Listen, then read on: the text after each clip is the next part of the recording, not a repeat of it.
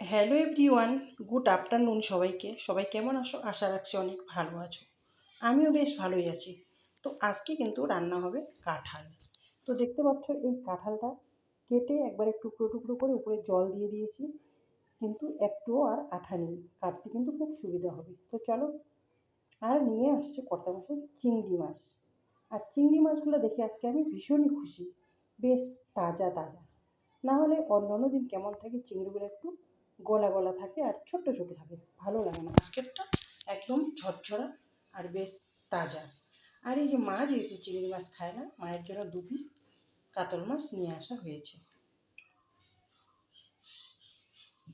তো দেখো, কাঁঠালটা সুন্দর করে কেটে নিয়ে নিলাম, আর ধুয়েও কিন্তু নিয়ে নিলাম।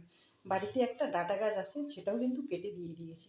আর এই যে দেখো, মাছগুলো কিন্তু আমার সুন্দর করে কেটে বেছে ধুয়ে একদম নিয়ে নিলাম, দেখতেই পাচ্ছ। তারপরে কিন্তু চালও কিন্তু ধুয়ে রেখে দিয়েছি। আর রান্নাঘরে কাজ কীভাবে করতে হয় আমরা কিন্তু যে যেভাবে পারি করি। আর এখানে দেখতে পাচ্ছ মাছগুলোর উপর লবণ আর হলুদ দিয়ে মিশিয়ে রেখেছি। এইবার কিন্তু ফাইনালি আমি রান্না শুরু করে দিয়েছি। তো দেখতে পাচ্ছ, প্রথমে কিন্তু আমি পটল ভাজা করে নিচ্ছি। আর এখানে পেঁয়াজ, রসুন, লঙ্কা আর ডুমো ডুমো করে আলু কাটা রয়েছে। আর কয়েকটা রসুনও গোটা গোটা সুন্দর করে কেটে নিয়েছি। আর আলুগুলো একটু ভেজে নিব, কাঁঠালের মধ্যে দেব। তো চলো, এইবার দেখো, চিংড়ি মাছগুলো দিতে না দিতে কিন্তু একদম লাল টুকটুকে হয়ে গেল। এই সময়টা কিন্তু দেখতে বেশ ভালোই লাগে, একদম লাল টুকটুকো হয়ে যায়। তো ভাজা আমার প্রায় কমপ্লিট, দেখতে পাচ্ছ বন্ধুরা। একটু করে কিন্তু আমি নামিয়ে নিব। আর এদিকে কিন্তু পটল ভাজাটাও হয়ে গেছে, আমি নামিয়ে নিয়েছি। আর এখানে কয়েকটা কাবলি ছোলা ভিজিয়ে রেখেছি, মনে ছিল না, এখন একটু ভিজালাম। আর দেখো, এই যে কাঁঠাল তরকারিটা কিন্তু আমি বসিয়ে দিয়েছি। আর কাঁঠালটা এত ভালো ছিল, কষাতে কষাতে একদম গলে যাচ্ছিল। তারপরে দিয়ে দিলাম গরম জল, একটু টকবক করে ফুটবে। তারপরে কিন্তু আমি দিয়ে দিব চিংড়ি মাছগুলো ঢেলে। তো দেখতে পাচ্ছ, চিংড়ি মাছগুলো কিন্তু আমি সুন্দর করে সরিয়ে দিয়ে দিলাম।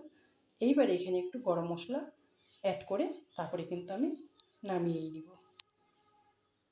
তো দেখতে পাচ্ছ বন্ধুরা, আমার কাঁঠাল তরকারি, কাঁঠাল চিংড়ি কিন্তু একদম রেডি। আমি একদম নামিয়ে নিয়েছি। তো দেখে বলো তোমরা কেমন হয়েছে রান্নাটা। মোটামুটি মনে হয় বেশ ভালোই হয়েছে। আর কাঁঠাল চিংড়ি অনেক দিন খাওয়া হয় না, তাই আজকে ফাইনালি করেই নিলাম। আর এখানে করতেছি মায়ের জন্য একটু মাছের ঝোল, কাঁচা লঙ্কা পেঁয়াজ দিয়ে অল্প। আর এই যে দেখো, মা যেহেতু চিংড়ি দেওয়া কাঁঠাল খাবে না, চিংড়ি দেওয়ার আগেই বাটিতে করে মায়ের জন্য নামিয়ে রেখেছি। আর এদিকে মাছের ঝোলও একদম রেডি। তো চলো, সবার খাওয়া দাওয়া কমপ্লিট, সবাইকে দিয়ে দিলাম। ফাইনালি এবার আমিও নিয়ে বসলাম। আর আজকে কিন্তু গরমটা বেশ ভালোই পড়েছে।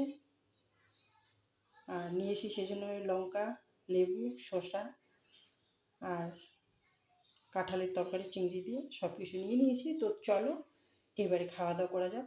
সবাইকে টাটা, দেখা হচ্ছে নেক্সট ভিডিওতে। বাই বাই, ভালো থাকবেন, সুস্থ থাকবেন।